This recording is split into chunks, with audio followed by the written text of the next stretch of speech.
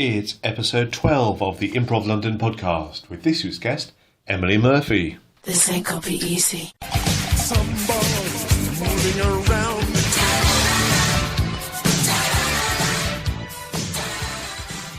Hello, I'm your host, Stuart Moses. Welcome to episode 12. I had a lovely time speaking to Emily, and we talked about lots of things. We talked about her work as assistant director for Flashbulb, which is part of the Nursery original series. We talked about her love of clowning and her work with sketch group The Coaterie, and much, much more.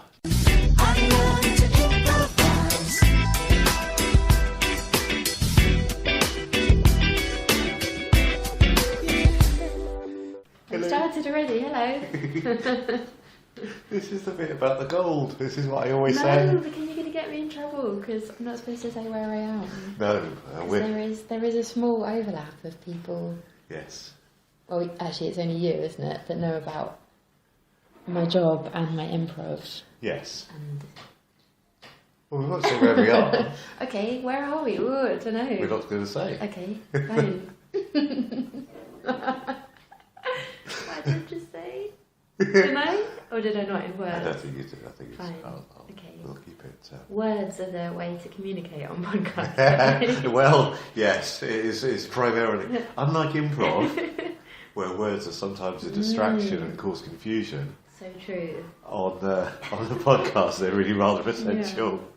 Yeah. I'm gonna slurp this. Go I for feel it. like, you know, when you're having your haircut and you get made a drink. Yeah. And you want to have it, but they keep cutting your hair, so you can't, and then you're like, oh, it's got a cold.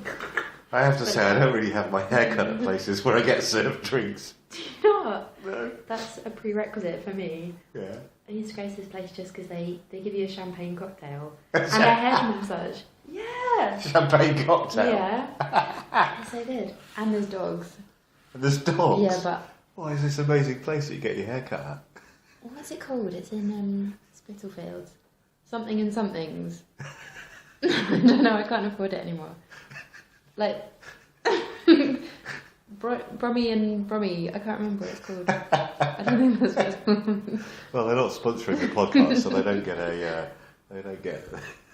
get a plug. Oh, it's really hot. I should have waited. Anyway.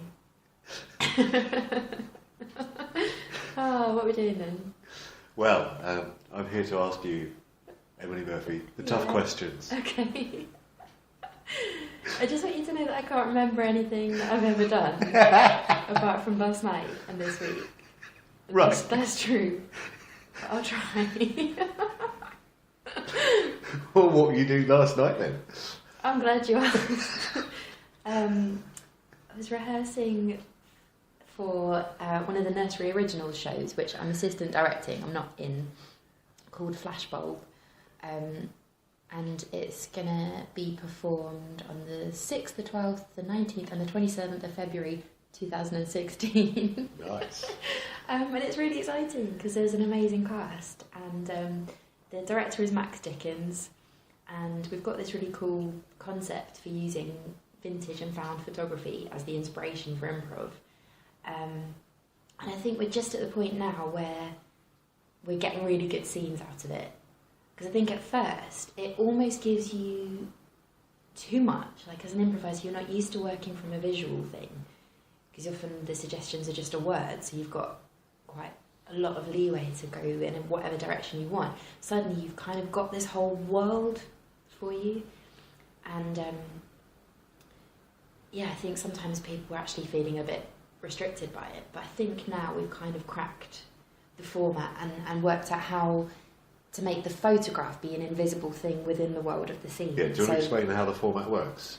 Yeah, well, it's kind of just a montage, I guess, or a collage, since it's photos.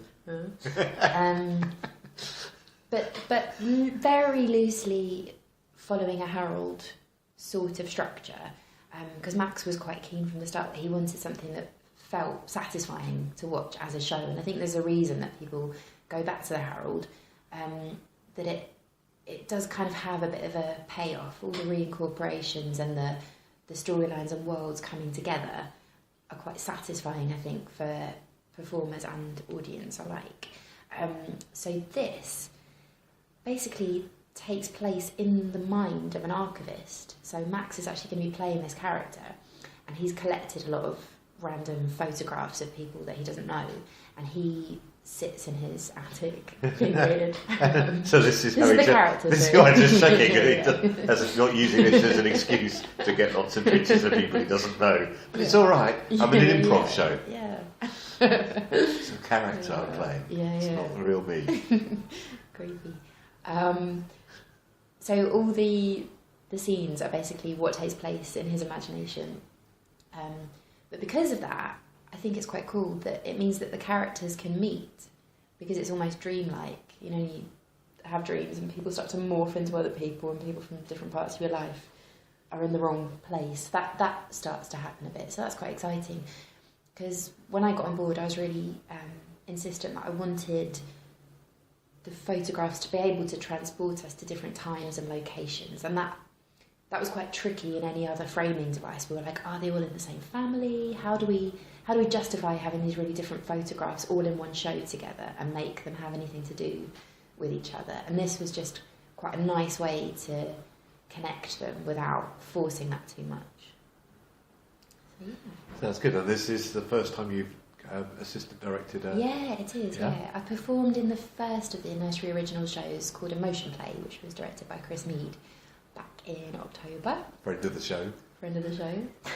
Friend of everyone. Chris. We love you, yeah, we do.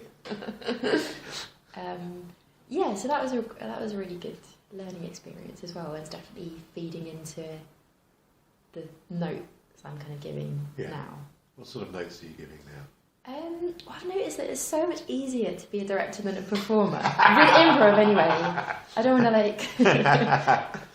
I don't want to. Directing is a really important job. I'm so glad that people do it well. But with improv, I think that because you're generating the content, you're kind of like writing and directing on your feet anyway. So I think Max and I have assembled a really talented group of people, and we're just there to kind of guide it and give them the right conditions to be able to do good work. We can't control it, and the more that we step in, you're sort of in danger of taking people's own impulses away from them, which is kind of all you have in improv, so you don't want to impose too much. But I think it's quite a lot easier. I suppose what I mean is it's quite a lot easier from the outside to see when something's going wrong than it is from the inside to know what the hell to do about it. And sometimes that's the bit that I maybe still need to learn in terms of coaching or directing. It's like, can see the glitch there, but I don't know why that happened or where that's coming from. But I'm trying to think what's an example of a note that I've given. Well, for me, I think I just really like seeing juicy, rich, two-person scenes. So I know that not everyone loves that style, but for me, if I see too much of the just funny, lots of tag-outs, lots of walk-ons, lots of let's blow out the world, explore this idea, but I don't know who the characters are really, and I don't know who they are to each other and how they feel about each other, then sometimes I start to get a bit detached from that. I think I really enjoy it, but it feels like I might not remember that in a month or so. So I suppose I've been trying secretly to just push in the direction of let's just let this scene breathe. Let's just find out who these people are. Maybe nothing extraordinary happens. Maybe it's extraordinary enough that we're just meeting these people.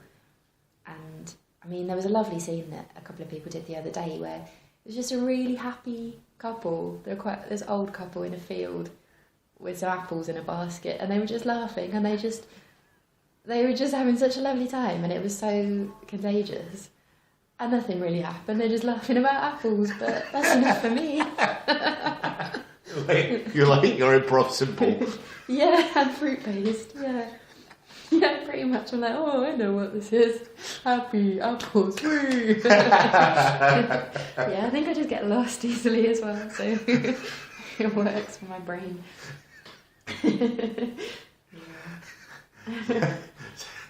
So let's. Should we talk about emotion play for a little bit? Because Sure. you were playing a part in that, and just want to tell us about what the concept of that was and how that worked for you. And So Chris Mead, friend of the show, had a really strong concept for that show. He wanted to base it on Love Play, which I think is by Moira Buffini. I just made her up. No, I think she's real. Which was a play that he knew quite well and really loved. And that takes place all in one geographical location, but from, I guess, like the Roman period is about as early as we'd ever go. We tried it with amoebas at one point, going back to the beginning of evolution, and their scenes were pretty weird. So yeah, we stuck with just like the beginning of civilization. I think that was me actually.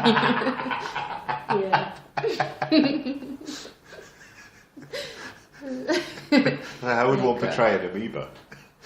Well, this is like an actor's masterclass.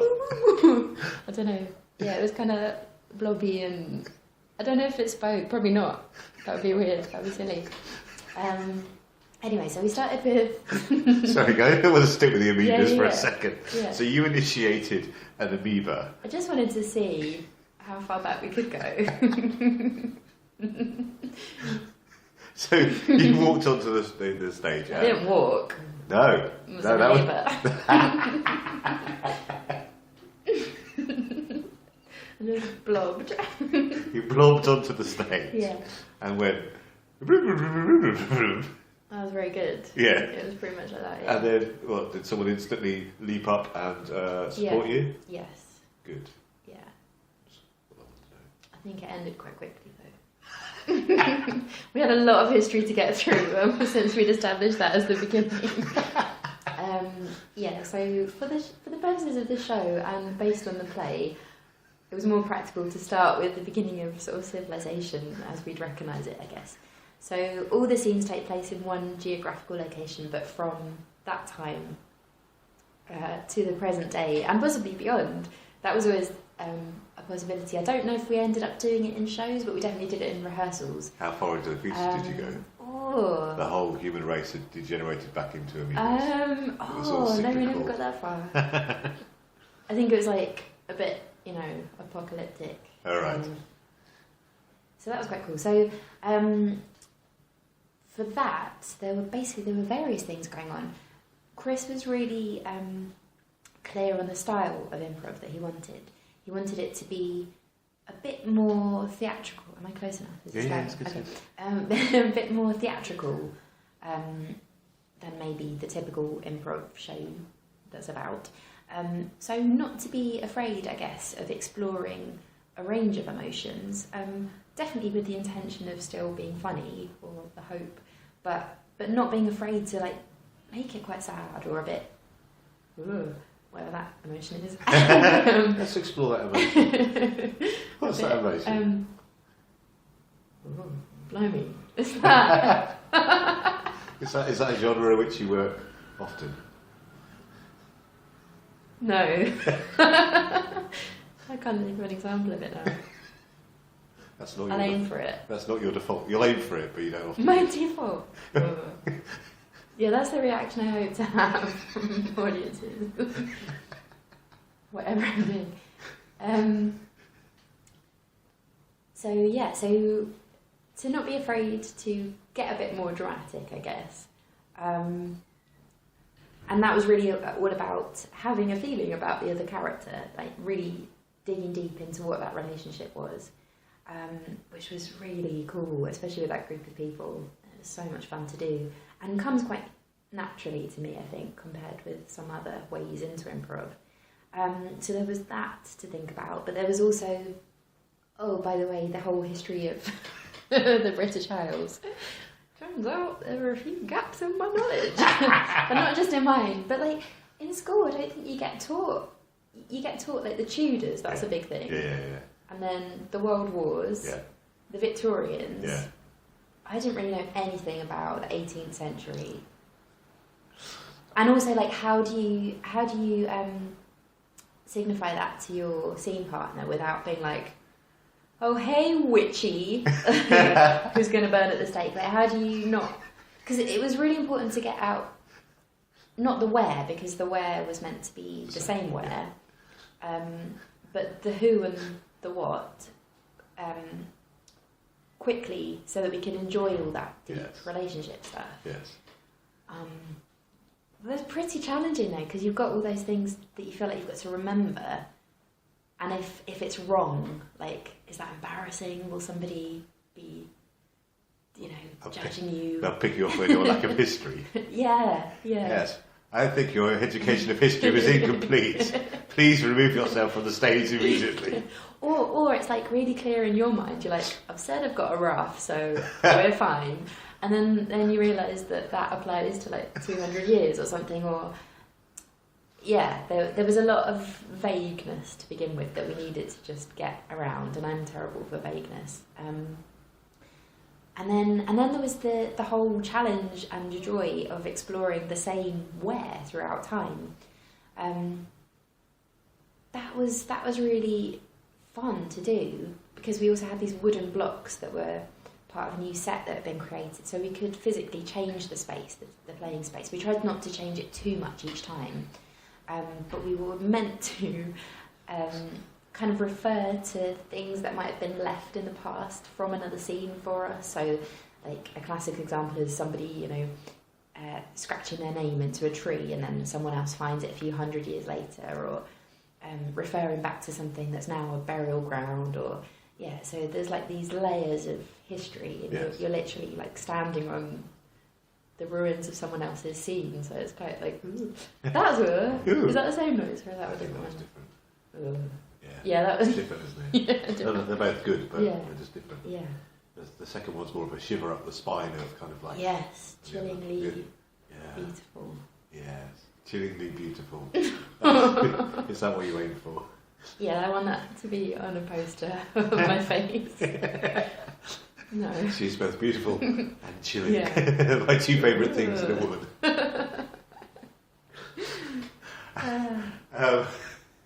So, with these gaps in your history, your knowledge of history, did you do research? Did you try and catch up, or? Yeah, we did. Really? I like to think that certain rehearsals were just Chris going, look, we're going to do history in the beginning, history from the beginning to the end. Yeah, pretty much. Well, Sally Hodgkiss was really kind, and she basically, I don't know what she looked on. What was that thing that used to exist when I was a child? It was like an online encyclopedia. What, Encarta? Encarta! Yeah, it was like that. So it was like the Encarta guide to... Is she really into retro computer stuff? Is that what it is? I'm not saying she actually used that, but it was kind of that level of detail. As far as she's concerned, 1995 is the cut-off date for computer technology. She's not interested in anything after that. Actually, she didn't mention anything that happened after 1995. Pretty in the dark about that as well. But she did this thing as well. There were like keywords, so we knew that if any of these words came up, we knew exactly what century we were in. Oh. But they were quite funny. They were like wolves, women. Like, hang on, women. What era were women involved?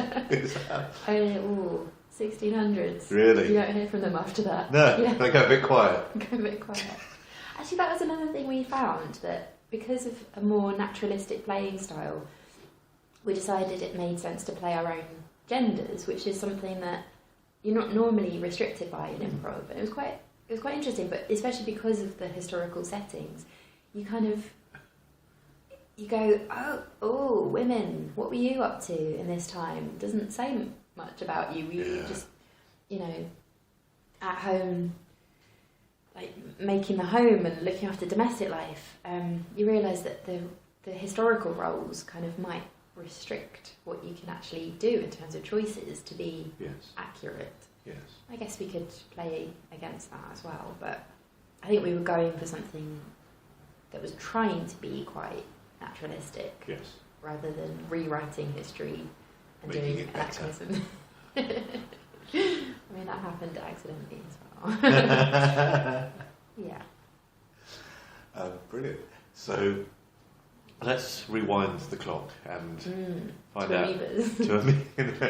We'll rewind it back to amoebas, and then we'll fast forward it a bit. Great, yeah.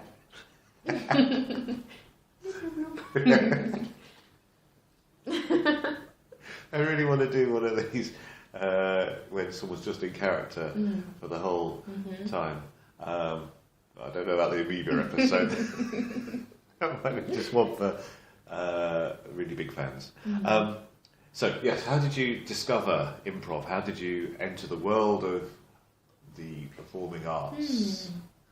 Well, I think, so I'm not exactly sure because I've always performed, and I think I had a few false starts with improv because I had just been doing a sketch show called Nursery, which a lot of brilliant people have done at various points, and I think it was like the first job I had after drama school. And what's so good about it is that you're having to write topical material and perform it every week, so it kind of forces you to start writing as well and improvising without even realising that's what you're doing. And out of that, I'd met people that also did improv, and I thought I might like to give it a try, so I was put in a team, and I actually performed a couple of times, but without much rehearsal. I think we had like a couple of hours rehearsal, and then it was like, okay, you're in the show next week.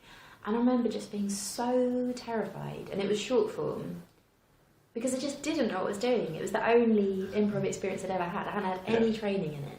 And it is different from sketch, it is different from acting, although those skills really helpful.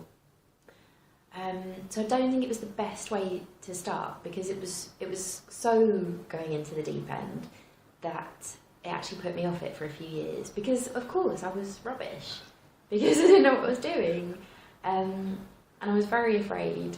And then I just thought, I kind of wrote it off as like, oh, that's a thing other people do, that's not for me.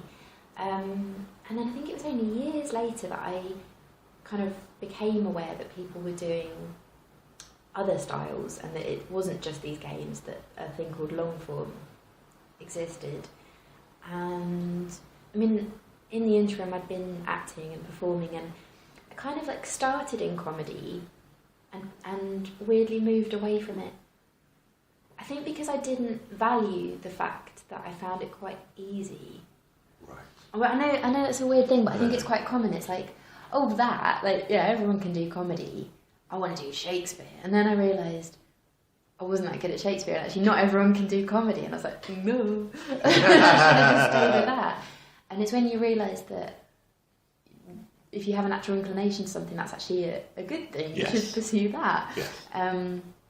So then I signed up to do David Shaw's course, which was on a Saturday morning, I think it was. I actually checked this the other day because I was curious about how long I'd been doing improv, and I'd kind of count this as the proper start, actually.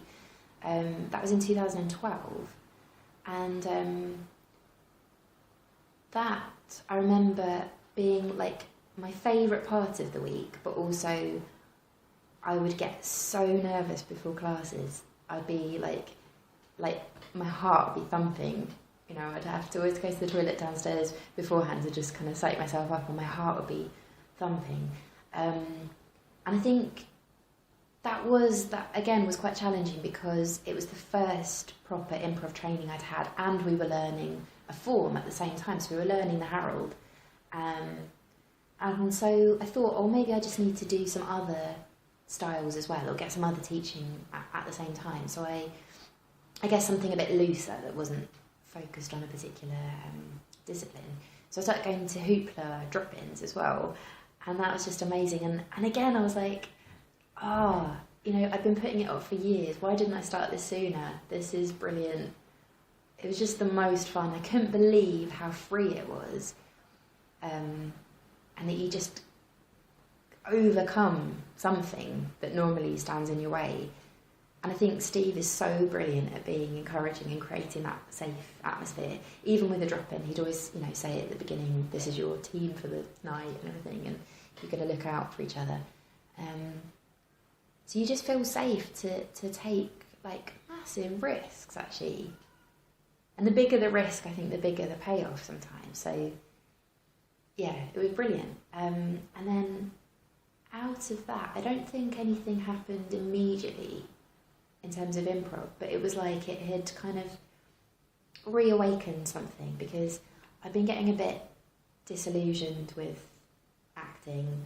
I've been kind of trying to plug away at it for years, but not really like getting where I wanted to get. I was very stuck in the kind of fringe circuit, constantly getting in that cycle of trying to get agents to come and see you so that you get a better job, but they only come and see you if you're in a good thing, and and kind of watching people who I'd known from News Review and that kind of comedy place that I started, like doing really well by making their own work. And I kind of knew that that was the route I ought to go down, but I still felt really scared. And I still really am scared to do anything completely on my own.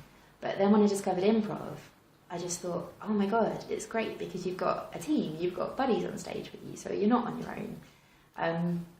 And somehow having to create something live, for somebody like me who will procrastinate and, cross things out and delete things and go, oh, it's not good enough. Like, you have to say something, and it has to be good enough because that's what you said. Yeah. And also, if the other people judge it, then that's them being bad. Because that's the rules. They have to accept it. Ha ha ha. Deal with this.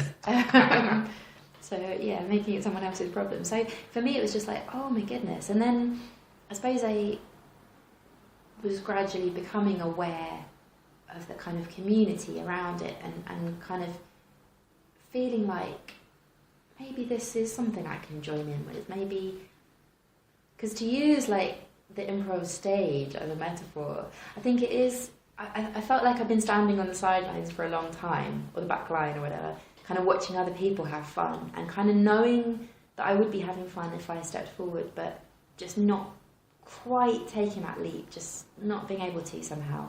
And once I took it, I was like, okay. And then it all started to gather momentum, and I was doing a 2-person show that my friend had written that we then took to Edinburgh. And out of that, I was offered a part in a Gonzo Moose show, which we devised, a 3-person show, and toured that for 7 months or something. It was about 7 months. And then I can't remember exactly what happened with improv after that. There's a gap in my memory. But I know that there was an IO intensive in some year that wasn't this year. Yeah.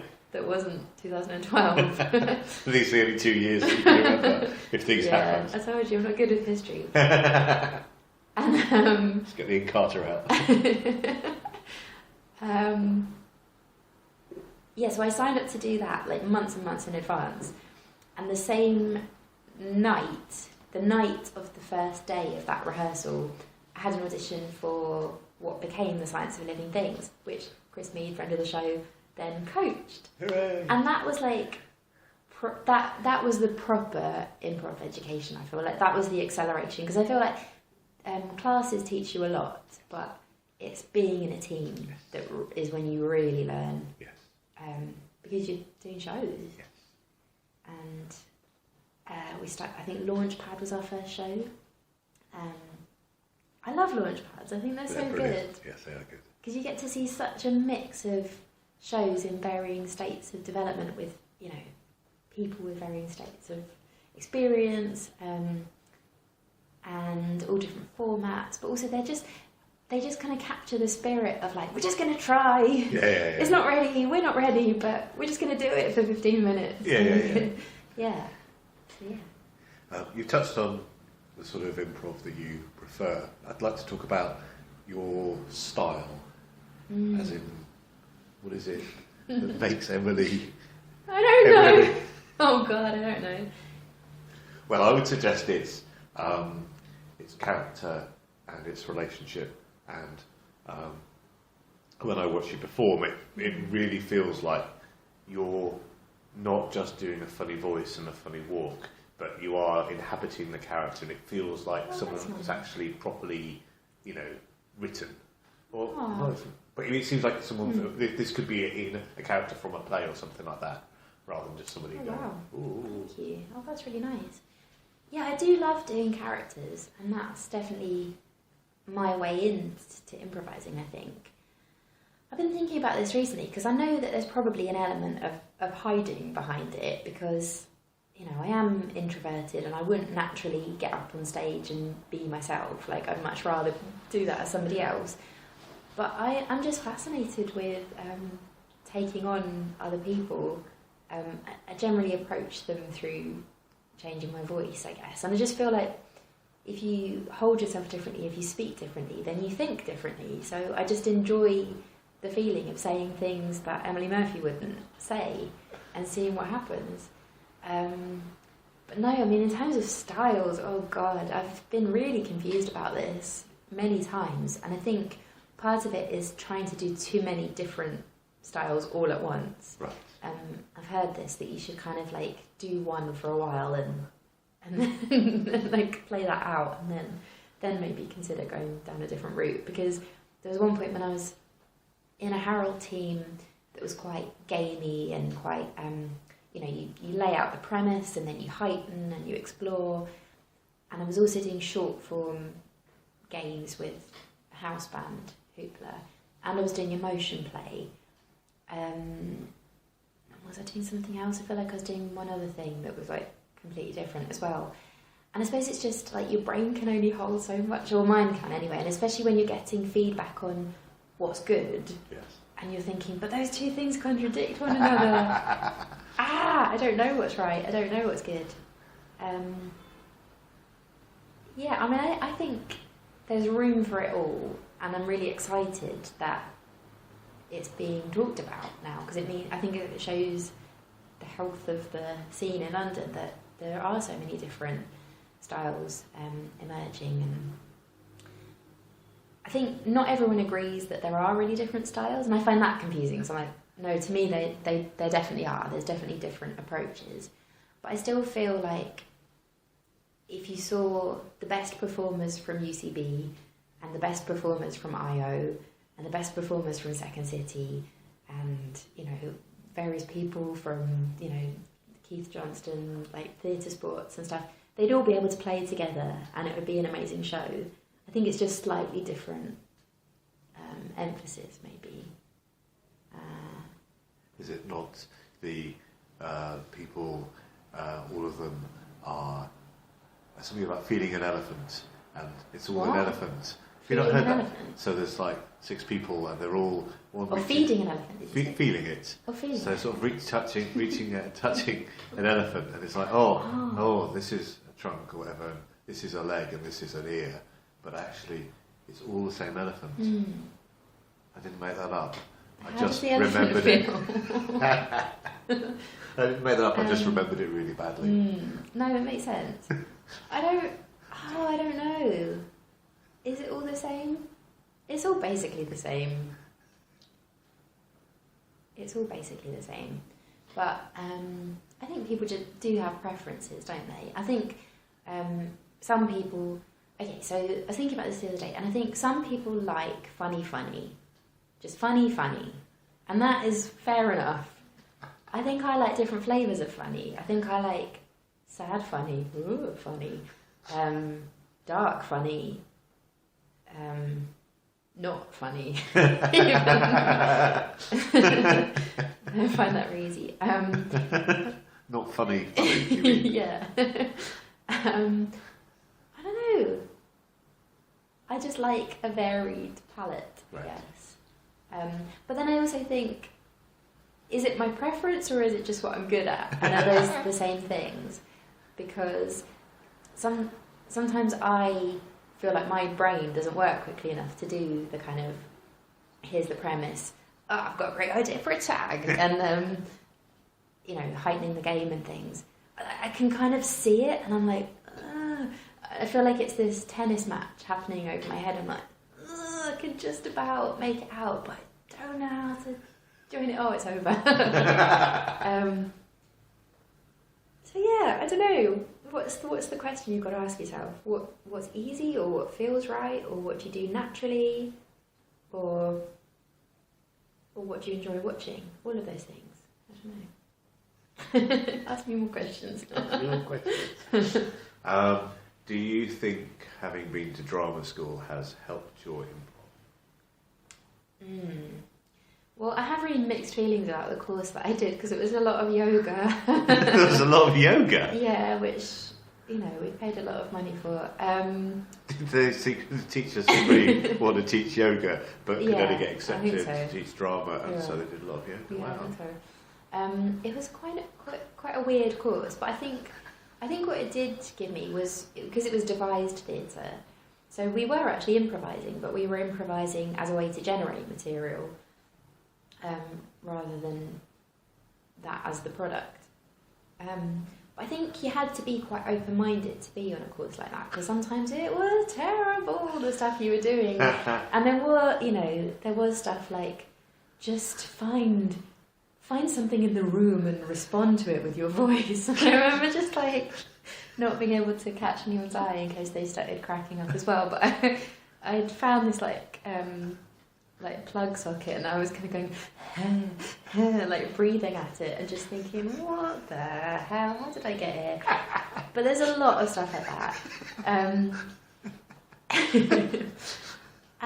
some of it did get way too weird for me. But I think having that openness to, well, let's just try. Someone's asked me to do it, so let's see what happens, is quite useful for improv.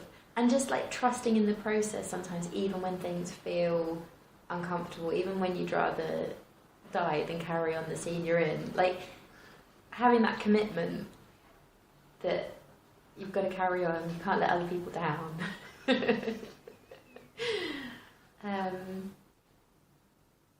I'm trying to think, what else did I get from that course? Made some nice friends. It's good. Yeah. That's worth $3,000, isn't it? Depends on the friends. Yeah. Oh no, they're worth $1,000 each. So you mentioned almost not being able to think quick enough to partake in the tennis of quick fire things that are going back and forth. Do you think you do your thinking about improv when you're off stage as opposed to when you're on stage?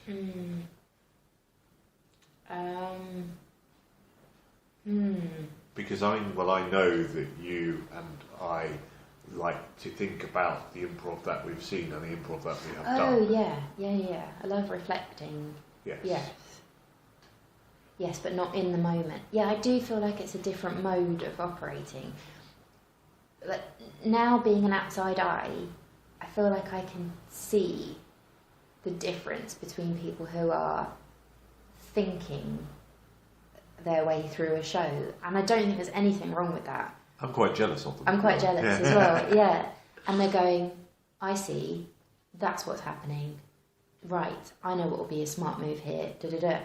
I'm not sure if it's just being calm enough to think that clearly that I find difficult in improv, because I think there's just so much else fizzing about, and the adrenaline and everything else.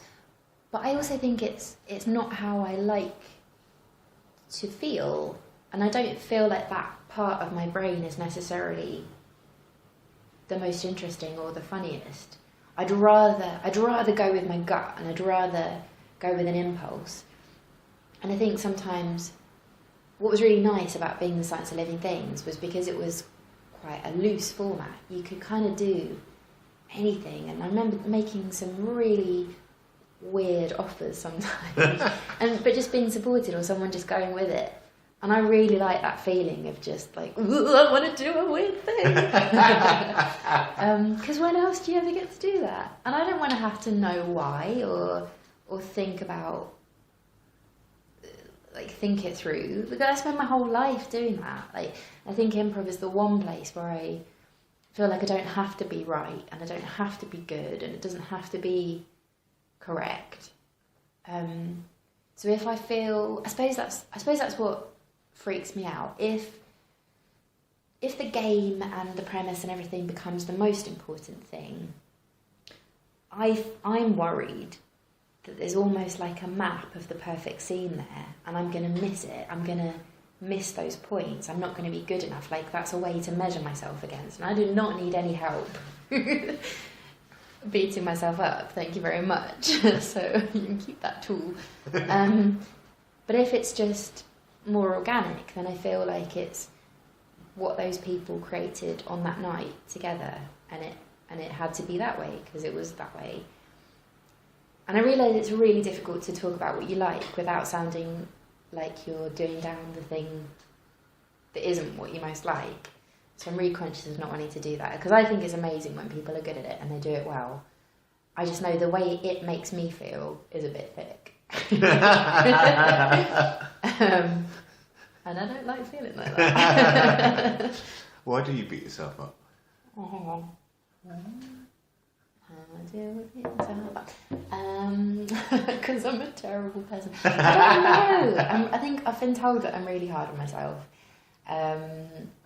which I know.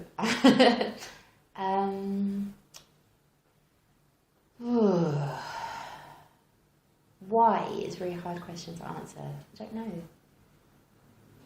I think I'm a perfectionist. In life, anyway, I feel like I have ideals that I would like to attain, and I put quite a lot of pressure on myself to reach those. And in improv, it's hard, isn't it? Because you reflect afterwards, and sometimes you think, like, I didn't really do that at that point, that I could have done, or that didn't, go as well as I'd hoped. But really, that's all rubbish. You shouldn't do that after an improv show, because you did what you did in those circumstances, I think there's a balance, because I think there are things you can learn, but equally there's not much point in regretting the roads not taken. Yeah.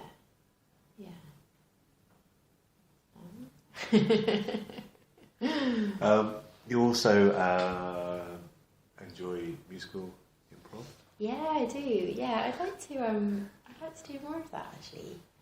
Yeah, I did a really good course with the Maydays in some year. And yeah, it was brilliant. I think it's just because it forces you to make such a huge commitment. And you also, if you don't make a bold emotional offer, you don't get a song. So you have to kind of be emotional, and you have to play a character. And then it's just this huge gift to the audience and to everyone. And it's just elating, isn't it? It's so much fun to do. But at the moment, I feel a bit timid again, because it's been a while since I've done it. So I wouldn't feel confident right now if somebody put me into singing on stage, especially for the technical aspects. Like, I feel like I'd like to master, the structures and the rhymes and everything else a bit more. But was it Ruth Bratt said something a while ago? I think we were at the same workshop, when we were a Showstopper workshop, which is kind of, actually, if you completely invest in the character and the emotion, chances are the technical stuff will sort itself out, which I thought was really interesting. Because that's another thing that I find restricting, and not in a helpful way, is when format becomes more important than the organic kind of improv that's emerging, which is why I think Heralds can be daunting at first until you've kind of got over them and learnt to use them to help you, which I haven't done. And similarly with narrative, I mean, I was in a two-person improv where we were doing narrative fairy tales, and I think we were still kind of very much in our heads about what's the next plot move, what's the next thing to happen. We were thinking about structure, and I would like to get the point where with songs and with narrative, that's just all embedded and you don't even have to worry about that. And I think, Sophie Pomfrey was really good at keeping on reminding us both that we kind of have those skills. It's normal for people to make up stories. It's, and people make up songs when they're kids. It's like skills that we kind of have inherently, but we've forgotten. And we're just self-conscious and we're critical, and all of that just makes it harder. So Interesting. Tell me about this coterie that you're involved with. What's this? Oh yeah, so we rehearse on Wednesday nights, and it was set up by Mark Rule, who is a fantastic improviser and quite an experienced writer as well. And at the moment there's just 3 of us doing it. Liam Brennan as well, who's another fantastic improviser. And the idea was to use improv as a way to write sketch. So I found the kind of training from the FA quite useful for that, actually, because it's very helpful for finding a premise and kind of heightening the game that you find. Because I think that what is really interesting is that not all improv, even successful improv scenes, lend themselves well to sketch. And that's been the biggest kind of revelation is, playing things back, because we tend to audio record everything we're doing.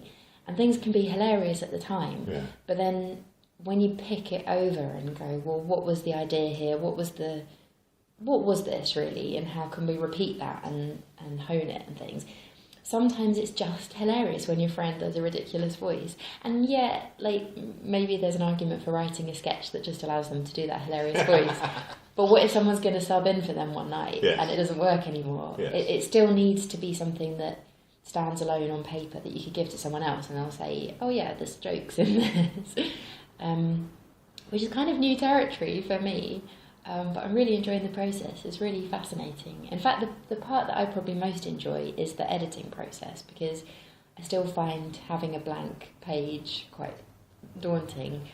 And especially committing stuff to writing, it seems a scarier prospect than improv, which everyone knows is disposable. Okay, there might be another improv troupe on the other side of the world doing a similar sketch to you right now, but wow, we don't know. But when you've committed something to paper, you're just flooded with, oh, there's a Monty Python sketch, oh, I've just copied, oh no. And you realise that it's really difficult to come up with original ideas. And then you can get into, well, what is our voice? What is our USP? What are we as a group that's going to make us stand out? And none of these things are very helpful when you're just trying to generate material. But I think that's why improv is so good, because it's forcing you to come up with a lot of ideas in quite a time-effective way, I guess, because if you set the recorder for 20 minutes and you're kind of on air and you're just constantly saying stuff, then you're probably going to be a lot more productive, definitely than I would be anyway, sitting alone on my own, trying to come up with one line for 20 minutes. But then whether that stuff has enough sketch-like substance to it is another question altogether. But yeah, it's been really interesting. So what is the Coaterie's USP? What is the Coaterie voice? We're quite keen to use our own or sort of heightened versions of us as part of the act, because I think it's really important that people see you as the performers doing sketch, otherwise it can feel a bit closed off, I think. And that's one thing that I still struggle with, but I'm sure that there's a way to harness the spontaneity and the inclusivity, I guess, for want of a better word, of improv into sketch, because I sometimes watch sketch and I think, oh, this is really funny, oh yeah, and I sit there and I realise I'm just smiling, but I'm not laughing. Yes. And it's not that it's less funny than improv, because I could watch that exact same scene being made up spontaneously and I know I'd be laughing, but there's something about being there in the moment of creation that makes you feel responsible somehow. So you feel included, you're part of the joke, because it's really happening live in front of you. And there's always an element of sketch that's felt slightly closed off to me, just slightly contrived, slightly, I don't know, I can't quite put my finger on it. But obviously the advantages of it are that it can be repeated, it can be recorded, it can be rehearsed, and you can really hone those jokes that sometimes pop up in improv, but then they're lost forever. So that's the real pleasure, especially, like I was saying, with the editing process and then rehearsing. You can you find the ultimate way to say that thing that you improvised saying the first time that you were a bit waffling your way through. You can be like, no, those are the words that capture it. That's the way to hit that beat spot on. I think that's what it does really well. But as to how to capture the joy and the kind of anarchy and the craziness of improv into that, I'm not sure yet, but hopefully we'll find them. And when we did our last show, we actually incorporated a couple of sketches that had moments of audience participation. And that seems to be a way to incorporate it, because that's quite unpredictable what they're going to do.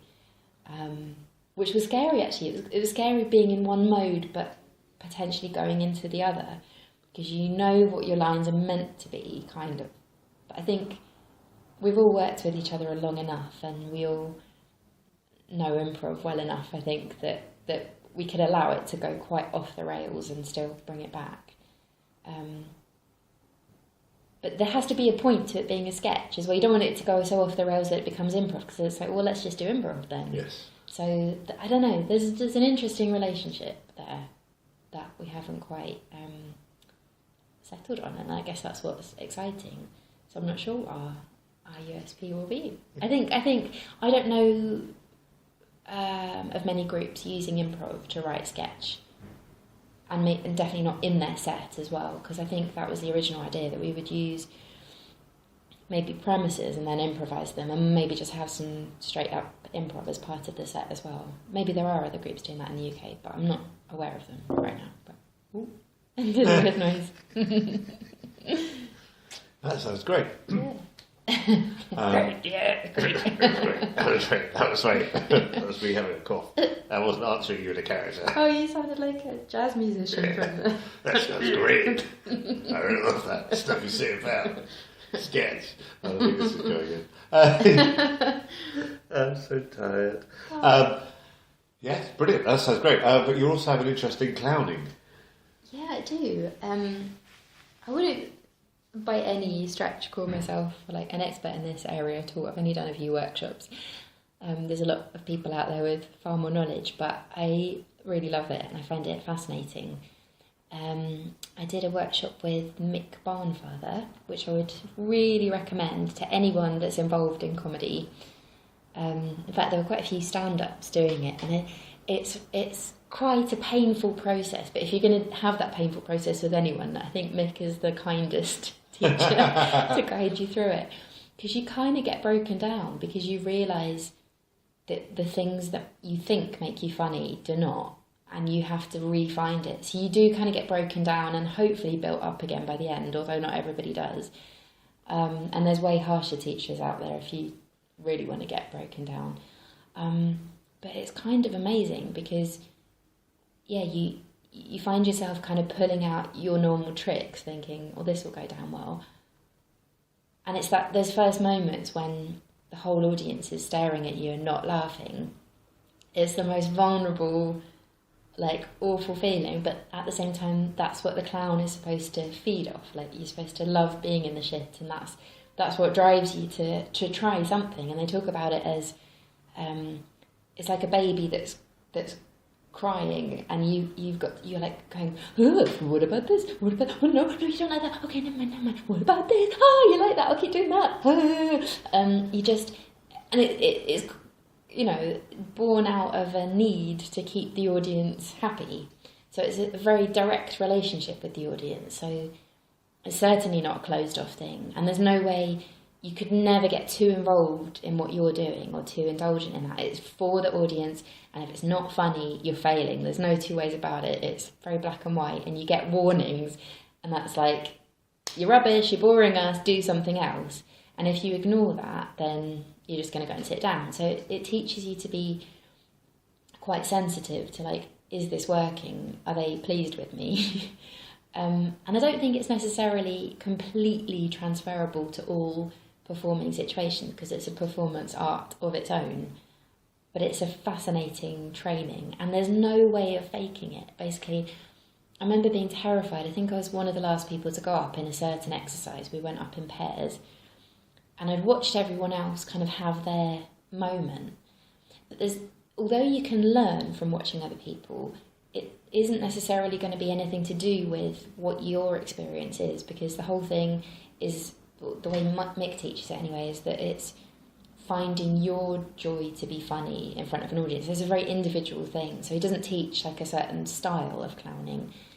So you're watching it and thinking, oh right, well I'll just do that, because like running around in a circle really worked for that guy. But that's not going to work for you. You can't fake it. You have to genuinely like find it in yourself, and it's probably not what you think it's going to be, which is really weird as well. But it's so joyful to watch people, I think, in that state of complete vulnerability and joy to be vulnerable. I just remember, because there was another course with Dr. Brown at the Soho Theatre, and there were a few stand-ups, like quite experienced stand-ups in there, and they needed a bit of breaking down and layers stripping away and things. But when you saw somebody kind of in that state, you saw them like they were 5 years old, and it was like, oh no, what does life do to you? And it gets rid of. But it's just this state of kind of happy to be a bit clueless, like, just happy to be there, which is so nice, and I wish we could harness more. And some of my favourite improvisers do have that quality. I mean, I think Steve Rowe is hilarious on stage, and I think he's very clown-like, actually. Kind of breaks all the rules. He loves playing the stupidity of things, and I know we talked a little bit about like kind of clever ideas and thinking your way through, and partly it's because I don't do that, or I can't do that, but I think stupidity is much funnier than cleverness. And I love it when people just dare to go there, because it's a kind of a vulnerable place, because we're trying to always cover up the fact that we're massive clowns underneath. Well, I feel like that anyway. Like, I'm always like, when I get into work and I realise I've got loads of cross-on my scarf, and my shoes are on the wrong feet, and I've just tripped over, and like, but I need to present to the world that I'm a competent human being. And it's a lot of effort sometimes. So I just love that, and I think even if it's not harnessing the stupid necessarily, the boldness of the clown presence is really appealing. And I remember feeling, I don't know what show I was in the middle of doing or about to do, but I was feeling quite nervous about something. And then I went to the Miller, and Rhys Collier from Do Not Adjust Your Stage was performing that night. And I also can't remember particularly the scene, but he came out with such a forward energy, just like shoulders broad, just open, with such this thing of almost like somebody like skydiving without a parachute, or parachuting. I'm here. I'm here to improvise, and I think we should never forget that forward. I'm just going to chuck myself in. I don't have all the information. I have none of the information, but I'm here. Because that's what's so appealing. That's what's so exciting to the audience, that you're brave enough to stand there with nothing and really commit to something. And, I think I need to try and harness that energy more in my improv. Cool. Right, final question. Mm-hmm. If you had to give advice to somebody starting out in improv, what would your advice be? Don't do it because I can't cope with any more competition. I know, that was me. I would definitely advise going to Hoopla, first of all, because I just think it's such a fun, safe way to start. And I think it gives people the joy of improv, which is the most important thing, I think, to have. You know, you'll get skilled later on, but never lose the joy. And I guess just start performing as early as you can. I think that's really important, because it feels very different when you're standing in front of an audience. I think a lot of it is just learning to be relaxed enough to do what you want to do when there's people watching you. And I have a lot of fear of the unknown, but there's something about my body that has learned that it's done enough shows at the Miller that it's like, oh, okay, we've been here before. It was okay last time. It'll probably be all right again. So you just need to get that experience under your belt so that you can kind of not do a lot of the things that come out of just panic. That's the whole Mick Napier thing, isn't it? He's like, you know, all the rules of improv only really exist because they're dealing with the things that people do as a result of fear. So if you just kind of throw in, like, just downplay the fear as much as possible, then you can do good improv. Because it's just about listening and having fun and playing with your friends. What else? I definitely think, I suppose as well, because this is my background, I think a lot of improvisers come into it from a route of not having had lots of performance experience. And I think people should take a couple of acting classes just to become more aware of what their bodies are doing, where to stand on stage, what that looks like, what that tells you about the character, and learn how to use their voices properly, I guess. It's a bit of a pet peeve of mine that in this country I don't think we're nearly physical enough in our improv, and I hope it starts to go more in that direction. I think there's a lot of people that get into it through a kind of stand-up route. So you see a lot of people saying clever things, but they're not, it's just from the head up and you don't really get any kind of physical investment. So take some acting classes, go and see lots of shows and try and work out what you like. I think launch pads are great for that because you get to see so much over one evening, but also there's just so much on now. There's actually a choice of 2 or 3 improv shows on several nights of the week. It's amazing. Read some books. Yay! And be nice. Just be nice. Because, there's no time for dealing with people that aren't nice. And you won't get very far if you're not. And I don't really think there's many people in the improv community that aren't nice. Because it is all about, can you play nicely with the other kids, isn't it? You don't want somebody to be judgmental. You don't want somebody to be blocky and negative. I think it's a really good emotional workout. I think it makes you a better human. Brilliant. I think that sounds like the so much more to say. Another time. Cool, thank you very much. Oh, thank you. I made this.